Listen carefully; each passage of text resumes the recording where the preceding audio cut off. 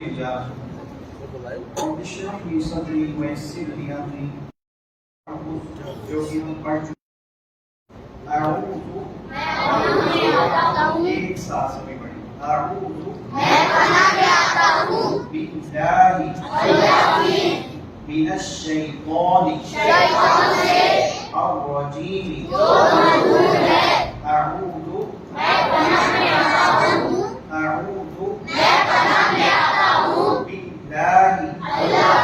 من الشیطان الرجیم. اس کا مکمل ترجمہ کریں گے ایک بار. اعوذ باللہ من الشیطان الرجیم.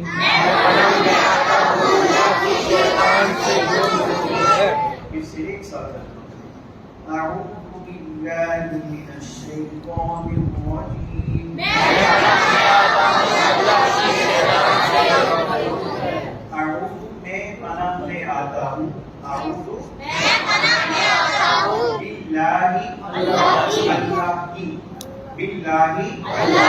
من الشیطان الرجیم.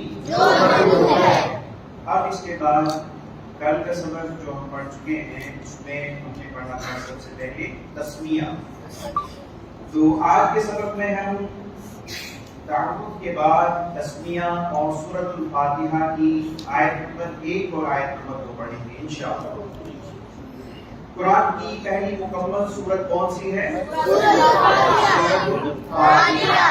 تو میں نے آپ سے کہا تھا اس کا دوسرا ایک نام سورۃ الدعاء. اس کا دوسرا ایک نام کیا ہے؟ سورۃ الدعاء. اس کے کئی نام ہیں لیکن ایک نام سورۃ الفاتحہ اور دوسرا نام سورۃ الدعاء. آج ہم اس کا ایک تیسرا نام یاد کریں گے انشاءاللہ. سورۃ الکنز. اس کا ایک نام کیا ہے؟ سورۃ الکنز. کنز خزانے کو کہتے ہیں اور یہ سورۃ الفاتحہ اللہ تعالیٰ کے خزانوں میں سے ایک خزانہ ہے. تو آپ یاد رکھیں گے سورۃ الکنز کیا ہے؟ سورۃ الکنز. پہلے آپ یاد رکھیں گے سورۃ الفاتحہ اور نمبر 2 پہ سورۃ الدعاء اور نمبر 3 سورۃ الکنز. نمبر 1 سورۃ الفاتحہ. سبھی زور سے کہیں گے. نمبر 1 سورۃ الفاتحہ. نمبر 2 سورۃ الدعاء. نمبر 3 سورۃ الکنز. سورۃ الکنز. پھر سے ایک بار. نمبر 1 سورۃ الفاتحہ. نمبر 2 سورۃ الدعاء اور نمبر 3 سورۃ الکنز. سورۃ الکنز. نمبر 1 سورۃ الفاتحہ. نمبر 2 سورۃ الدعاء اور نمبر 3 سورۃ الکنز. تو قرآن پاک کی سب سے پہلی سورت جو مکمل سورت نازل ہوئی ہے وہ کون سی ہے؟ سورۃ الفاتحہ. سورۃ الفاتحہ. اور یہ وہی سورہ ہے جو ہر نماز میں ہم پڑھتے ہیں چاہے سنت ہو یا فرض. ہر نماز میں پڑھی جانے والی سورہ سورۃ الفاتحہ. کون سی سورہ ہے؟ سورۃ الفاتحہ. یہ واحد سورہ ہے جو ہر نماز میں پڑھی جاتی ہے. آپ فرض نماز پڑھیں چاہے کوئی واجب نماز پڑھیں سنت نماز پڑھیں نفل نماز پڑھیں ہر نماز میں اس کو ٹریٹ کیا جاتا ہے. اس کا مطلب یہ ہوا کہ یہ بہت ہی اہم ہے. یہ کیا ہے؟ بہت ہی اہم. دوسری بات جو میں نے آپ سے کہی تھی سورۃ الفاتحہ سے متعلق کہ تعوذ اور سورۃ الفاتحہ میں جو الفاظ استعمال ہوئے ہیں وہ قرآن پاک میں کتنی بار استعمال ہوئے ہیں؟ 9000 بار. کتنی بار؟ 9000 بار. اس کا مطلب یہ ہوا کہ قرآن پاک کی ہر ایک لائن جو ہے ہر ایک سطر میں آپ کو سورۃ الفاتحہ کا کوئی نہ کوئی لفظ ملے گا. تعوذ اور سورۃ الفاتحہ کا کوئی نہ کوئی لفظ ملے گا. تو یہاں پر آپ دیکھیں اس کی مثال دی گئی ہے. مختلف آیات یہاں رکھی گئی اس میں اور ہر آیت میں آپ دیکھیں کہ آپ کو سورۃ الفاتحہ کا یا تو الذین صراط لفظ ہے مستقیم لفظ ہے اللہ ہے یہ الفاظ استعمال ہوئے ہیں سورۃ الفاتحہ میں. تو قرآن پاک کی ہر ایک پیج جو آپ دیکھیں گے اس کی ہر ایک سطر میں آپ سورۃ الفاتحہ کا کوئی نہ کوئی لفظ دیکھیں. تو ہم شروع کرتے ہیں تسمیہ. ہم کل پڑھ چکے ہیں تو ترجمہ آپ کریں گے. بسم نام سے اللہ کے الرحمن جو بہت مہربان ہے الرحیم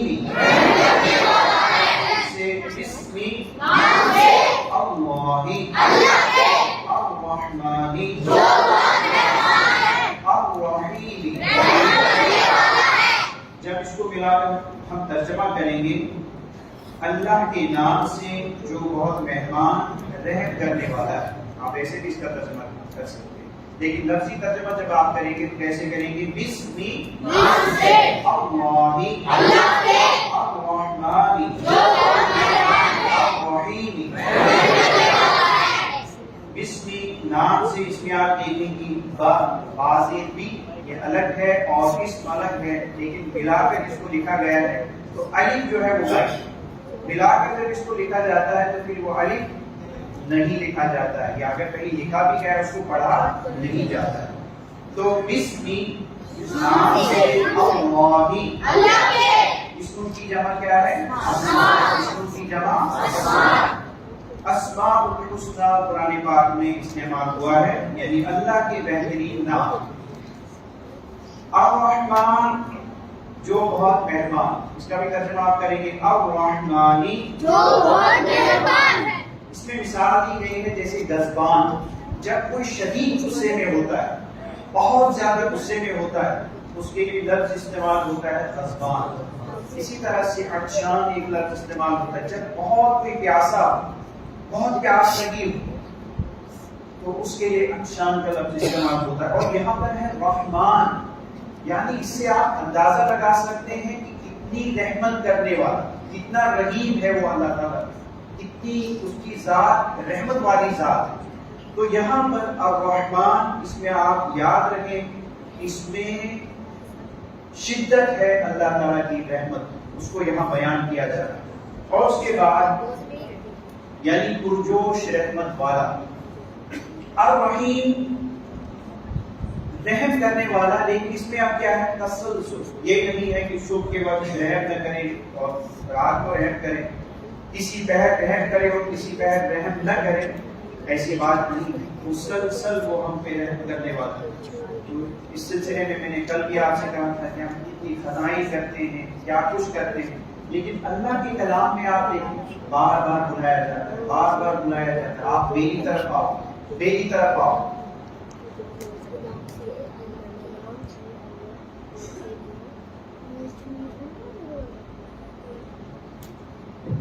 تو الرحیم الرحمن الرحیم کو جب آپ ملائیں گے، دونوں کو ملا کر رحمت کی ایک ایسی بارش جس میں جوش ہے، جس میں محبت ہے، یہ اللہ تعالیٰ کی طرف سے آپ کی رحمان الرحیم جب ہم پڑھیں تو اس چیز کو اپنے ذہن میں بٹھا لیں کہ اللہ کی ذات کیسی ہے. وہ رحمان ہے، وہ رحیم ہے، لیکن کیسا رحمان ہے اور کیسا رحیم ہے.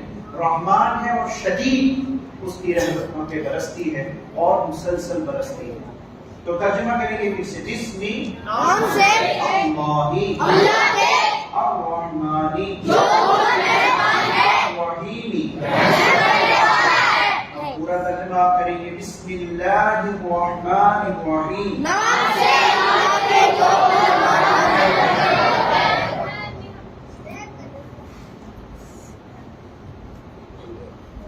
رحمان یہاں کوشچن ہے اس کے بارے میں، آپ رحمان کا معنی کیا ہے؟ رحیم کا معنی کیا ہے؟ الرحمن الرحیم سے ہم یہ عادت سیکھ سکتے ہیں. کیا سیکھ سکتے ہیں؟ قیامت کے دن کو یاد کرنا، اللہ کے بارے میں مثبت سوچ رکھنا، غریب اور ضرورت مند کی مدد کرنا، مثبت کردار ادا کرنا. بالکل صحیح، اللہ کے بارے میں مثبت سوچ رکھنا. بسم اللہ کا اثر ہمیں محسوس ہوگا کب؟ جب ہم اس کو تجوید کے ساتھ کہیں گے، جب ہم اس کو زور سے کہیں گے، جب ہم کو اللہ کی صفات کے بارے میں بہترین علم ہوگا، جب ہم اس کو آہستہ کہیں گے. بالکل صحیح. کون سا فکرہ دوسروں سے زیادہ اللہ کے بارے میں مثبت سوچ رکھنے میں مدد کرتا ہے؟ بسم اللہ، ماشاء اللہ، اعوذ باللہ، الرحمن الرحیم. دل کی گہرائی سے اللہ کی تعریف بیان کرنے کے لیے مجھے اللہ کی صفات اور اس کی مخلوقات کے بارے میں بات کرنی چاہیے. یہ کل بھی آپ پڑھ چکے ہیں، اس میں مختلف جوابات ہیں اور تقریباً یہ سبھی جوابات اس میں صحیح ہیں. اور آخر میں جو ہے بہترین نیند چاہیے، بہرحال یہ کرتے. تو ترجمہ کریں گے بسم اللہ الرحمن الرحیم. یہاں سے سورۃ الفاتحہ شروع ہوتا ہے. کل ہم سورۃ الفاتحہ کی پہلی آیت کا ترجمہ پڑھ چکے ہیں. پھر سے آج ہم اس کا اعادہ کریں گے تاکہ ہمیں یاد ہو جائے. الحمد تمام تعریفیں اور شکر الحمد تمام تعریفیں اور شکر پڑھنا تخصیصوان قائم الحمد الحمد تمام تعریفیں اور شکر تمام تعریفیں اور شکر للہ للہ اللہ کے لیے ہے. اللہ کے لیے ہے. ربی ربی رب ہے. رب ہے. العالمین العالمین تمام جہانوں کا. تمام جہانوں کا. الحمد الحمد تمام تعریفیں اور شکر تمام تعریفیں اور شکر للہ للہ اللہ کے لیے ہے. اللہ کے لیے ہے. ربی ربی جو رب ہے. جو رب ہے. العالمین العالمین تمام جہانوں کا. تمام جہانوں کا. یہ الحمد کا لفظ قرآن پاک میں کتنی بار آیا ہے؟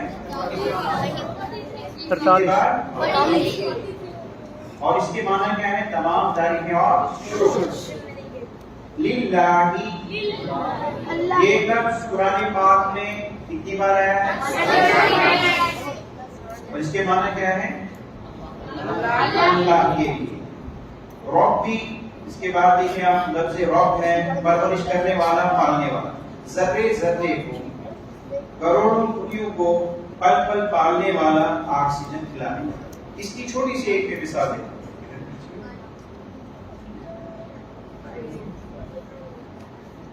رب اگر سمجھنا ہے رب لفظ کو اگر سمجھنا ہو کیونکہ سمجھنے کے بغیر پڑھنا جو ہے اس میں کوئی اثر نہیں ہوتا, کوئی احساس نہیں ہوتا, کوئی تصور ہم قائم نہیں کر سکتے. رب آپ سمجھیں جب مادر رحم میں بچے کی تخلیق شروع ہو جاتی ہے, پہلا مرحلہ جو ہوتا ہے یہ وہ مرحلہ ہوتا ہے کہ انسان کو اگر آپ دیکھنا چاہیں اس وقت آپ ننگی آنکھ سے اس کو نہیں دیکھ سکتے. اس کے لیے آپ کو خوردبین کا استعمال کرنا پڑے, مائکروسکوپ کا استعمال کرنا پڑے. اس حالت سے اللہ تعالیٰ انسان کی تخلیق شروع کرتا ہے, بلکہ اس سے پہلے جب اس کا وجود نہیں ہوتا ہے اس کا وجود وہاں سے شروع ہوتا ہے. ماں کے پیٹ میں پانی کا انتظام, ماں کے پیٹ میں کھانے کا انتظام, ہوا کا انتظام, تمام ان چیزوں کا انتظام جن کے ذریعے سے انسان کی تخلیق وجود میں آتی ہے. یہ سب کچھ پس پردہ ہوتا ہے, ماں کو بھی پتہ نہیں ہوتا ہے. جس کے رحم میں یہ بچہ پل رہا ہوتا ہے اس کو بھی معلوم نہیں ہوتا ہے کہ میرے اس رحم میں یہ بچہ کس کس انداز سے پل رہا ہے. ان تمام انداز سے گزارنا اور اسے انسانی شکل دینا, اور اتنا ہی نہیں کہ جب اس کی پیدائش ہوتی ہے پھر ماں کے سینے میں اس کے لیے دودھ کا انتظام کرنا. یہ بہت ہی ننھا منا ہوتا ہے, بہت ہی کمزور اور ناتواں ہوتا ہے. اس کے لیے ماں کی شفقت, ماں کی محبت, اور پل پل یہ ماں جو ہے اپنے بچے کو سینے سے لگاتی ہے, اس کا خیال کرتی ہے. اور پھر اس کے بعد آپ دیکھیں یہی بچہ تھوڑا بڑا ہوتا ہے, اس کے اندر وہ صفات پیدا ہوتی ہیں کہ یہ چلتا ہے, یہ بات کرنا شروع کرتا ہے. تو ابھی اللہ کی ذات اس کا انتظام کر رہی ہوتی ہے, ماں کے ذریعے سے, باپ کے ذریعے سے, اس معاشرے کے ذریعے سے. اور ایک وقت وہ آتا ہے جب یہی بچہ خود سے چل سکتا ہے, پھر سکتا ہے, سوچ سکتا ہے, سمجھ سکتا ہے, بات کر سکتا ہے, یہ کام کر سکتا ہے, یہ فیصلے کر سکتا ہے. تو اس حد تک پہنچانے والا جو ہے وہ کون ہے؟ وہ اللہ ہے, اسی کو رب کہتے ہیں. پھر آپ دیکھیں یہ صرف ایک ماں جو ہے اس کے پیٹ میں نہیں ہو رہا, دنیا کی تمام مائیں جن کے رحم میں بچے پل رہے ہوتے ہیں ان کا انتظام کرنے والا. پھر انسانوں کو چھوڑ کر آپ جانوروں کو دیکھیں, پرندوں کو دیکھیں, سمندر میں جتنی مادائیں ہیں ان کے پیٹ میں جو کچھ پل رہا ہے ان تمام کا انتظام کرنے والا, اور ان کو پھر ان کی پیدائش کے بعد ان کا انتظام کرنے والا اس کو رب دے. تو اندازہ کیجئے جب ہم پڑھیں گے الحمدللہ رب العالمین تو کیا تصور ہمارے ذہن میں ہونا چاہیے. کہ ہمارا رب وہی تھا اور وہی ہے جس نے ماں کے پیٹ میں ہمیں مختلف مراحل میں ہماری مدد کی، ہمیں انسان بنایا اور پیدا ہونے کے بعد ہمیں ماں باپ عطا کیے، ہمارے لیے بہترین انتظام کیا. تو شکر کا کیسا جذبہ پھر ہمارے اندر پیدا ہونا چاہیے. اتنا شکر گزار ہمیں اس اللہ کا ہونا چاہیے. کیا ہم اللہ کے اتنے شکر گزار ہوتے ہیں جتنا ہمیں شکر گزار ہونا چاہیے؟ تو رب کا یہ لفظ جو ہے یہ ہمیں اس بات پر مجبور کرتا ہے اور سوچنے پر مجبور کرتا ہے کہ اللہ کی بندگی جیسے ہمیں کرنی چاہیے ہم نہیں کرتے ہیں. ہمیں اس رب کی بندگی کیسے کرنی چاہیے؟ ہر وقت ہمارے ذہن میں جو بات ہونی چاہیے وہ کیا ہونی چاہیے؟ اللہ، رحمان، رحیم، رب، یہ تمام صفات ہمارے ذہن میں ہمارے دل میں ہونی چاہیے. اس سے ہماری زندگی کتنی بہترین ہوگی. یہ صفات اگر ہمارے سامنے ہو، رحمان، رحیم، رب، تو آپ سوچیں کہ اللہ سے ہماری محبت کتنی ہوگی. ہم اللہ سے شدید محبت کرنے والے. پھر ہم یہ نہیں دیکھیں کہ ہمارا کیا نقصان ہوتا ہے، ہمیں کیا نفع پہنچتا ہے، بلکہ ہم یہ دیکھیں کہ اللہ کا حکم ہم پر کیا نازل ہوتا ہے، اللہ ہمیں کس چیز کا حکم دیتا ہے. تو دیوانہ وار ہم اللہ کی طرف آگے، اللہ کی آیات کی طرف، اللہ کے حکم کی طرف ہم آگے. لیکن یہ تبھی ممکن ہے جب یہ صفات ہمارے ذہن میں، جب ہمارے دل میں اتری ہوئی صفات ہوگی اللہ کی، تب جا کر ہمارے اندر تبدیلی پیدا ہوگی. تو اور رحمان رحیم میں ایک بات یہ بھی یاد رکھیں، اللہ تعالیٰ بڑا رحم. پھر ہم ایک دوسرے پر رحم کیوں نہیں کرتے؟ ہم ایک دوسرے پہ ظلم کیوں کرتے؟ جب ہم کسی کو کمزور دیکھ کے اس کو دبانے کی کوشش کرتے، اس کا حق چھیننے کی کوشش کرتے، تو یہ تمام چیزیں بھی ہمارے اندر موجود ہونی چاہیے کہ اللہ کے نبی صلی اللہ علیہ وسلم نے کس کو پسند کیا ہے؟ اس شخص کو پسند کیا ہے جو رحم کا مادہ ہوتا ہے. تو اللہ کے نزدیک کی سب سے بہترین شخص کون ہے؟ جس کے اندر رحم کا مادہ ہو، جس کے اندر شفقت، جو محبت کرنا جانتا. تو انشاءاللہ آج کے بعد ہمارے اندر بھی تبدیلی آنی چاہیے. تو ترجمہ کریں گے، الحمد، تمام تعریفیں اور شکر للہ، اللہ کے لیے ہے، ربی، جو رب ہے، العالمین، تمام جہانوں کا، تمام جہانوں کا. میں پڑھوں گا، آپ اس کا ترجمہ کریں. الحمد للہ، ربی العالمین. عالم کی جمع، عالم کی جمع. نیچے آپ دیکھیں کہ عالم انسان، عالم حیوانات، عالم ملائکہ اور عالم جنات. اس کے علاوہ بھی بہت سے عالم ہوں گے. ہماری زمین کے علاوہ اس کائنات میں نہ جانے کی مخلوقات میں تمام کا انتظام کرنے والا، ان کا پالنے والا، ان کی خدمت کرنے والا، ان کے لیے رزق کا، پانی کا، ہوا کا انتظام کرنے والا جو ہے وہ کون ہے؟ وہی اللہ ہے، وہی رب. عالم کی جمع عالمین.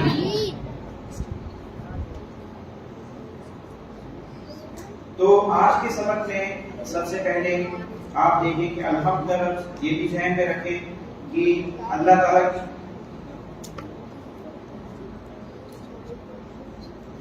الحمد کا معنی کیا ہے؟ تمام تعریفیں اور شکر. وَلِلَّهِ، اور اللہ کے، اور اللہ کے. الحمدللہ رب العالمین سے ہم کتنی باتیں سیکھ سکتے ہیں؟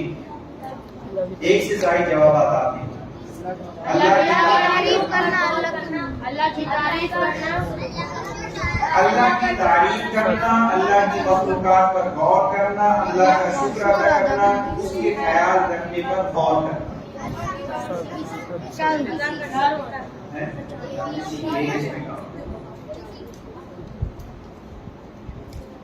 یہ اگلی آیت بھی ہم پڑھ لیتے ہیں، آیت ترتیب.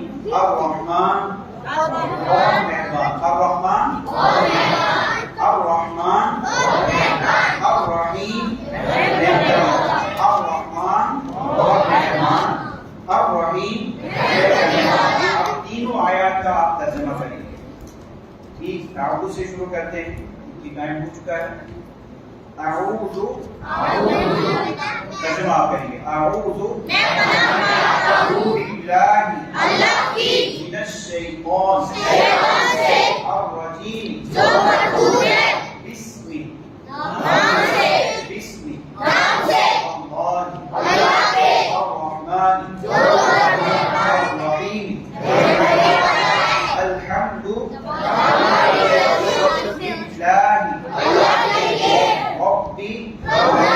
رب ہے اس میں جو کا آپ استعمال کریں. کل کسی نے اسے کہا تھا کہ اگر جو ہم استعمال کریں اس سے کوئی فرق پڑے گا نہیں, اس سے کوئی فرق نہیں پڑے گا. جو رب ہے آپ ترجمہ کریں, ٹھیک ہے. الحمد للہ العالمین. آپ پورا ترجمہ اس کا کریں گے. الحمد للہ رب العالمین.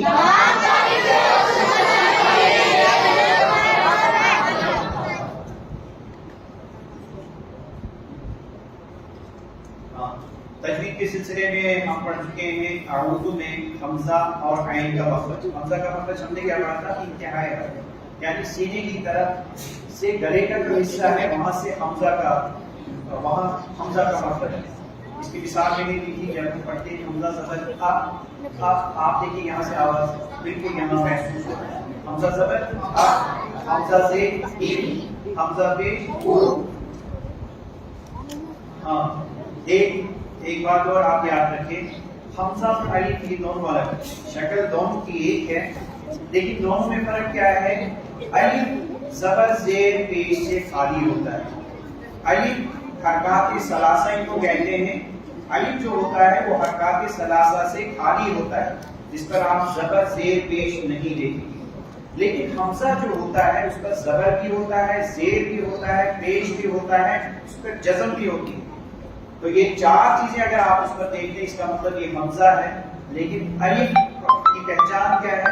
یہ حرکات سے خالی ہوتا ہے. جیسے با الف زبر با, با الف زبر با. ایک دوسری چیز آپ دیکھیے, الف جو ہوتا ہے یہ حروف مدہ میں سے, اور اس سے پہلے زبر ہوتا ہے. اس سے پہلے کیا ہوتا ہے؟ الف مدہ سے پہلے کیا ہوتا ہے؟ زبر ہوتا ہے.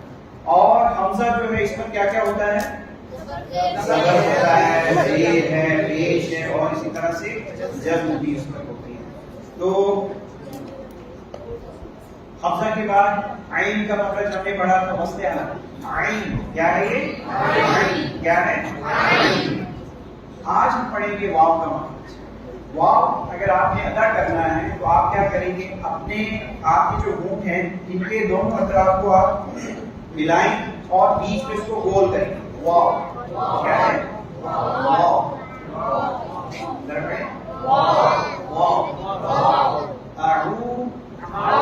اس کے بعد ہے ذال. کیا ہے یہ؟ کیا ہے یہ؟ زبان کی نوک. سبھی اپنی زبان کی نوک کی طرف اشارہ کریں. زبان کی نوک اور اوپر کے جو دو دانت ہیں اس کا کنارہ. جب زبان کی نوک اوپر کے دو دانتوں کے کناروں سے لگتی ہے تو ذال ادا ہوتا ہے. کیا ہوتا ہے؟ یہ بالکل ہلکا. کیسے؟ اعوذ. زو کی آواز اس میں پیدا نہیں ہوتی, پھر وہ زا ہے. یہ لال ہے, اس کو آپ ادا کریں گے زبان کی نوک اور ان کو کہتے ہیں ثنایا علیہ. ثنایا علیہ کا کنارہ. اعوذ اعوذ اعوذ. واو کا مخرج کیا ہے؟ ہمارے ہونٹوں کو جو ہونٹ ہے ان کو اطراف میں ملانے اور بیچ میں گول کریں. واو کا مخرج ادا ہوگا. اور ذال کا مخرج کیا ہے؟ زبان کی نوک اور ثنایا علیہ کا کنارہ. ذال کیا ہے یہ؟ ذال. میرے ساتھ پڑھیں گے اعوذ اعوذ باللہ من الشیطان الرجیم. تا اور قا یاد رکھیں. تا قا دونوں کا مخرج سیم ہے لیکن تھوڑا پڑھنے میں فرق. ایک میں منہ تھوڑا گول ہوتا ہے, دوسرے میں منہ اپنی پوزیشن پہ رہتا ہے. تا قا تا قا. کیا ہے؟ تا قا.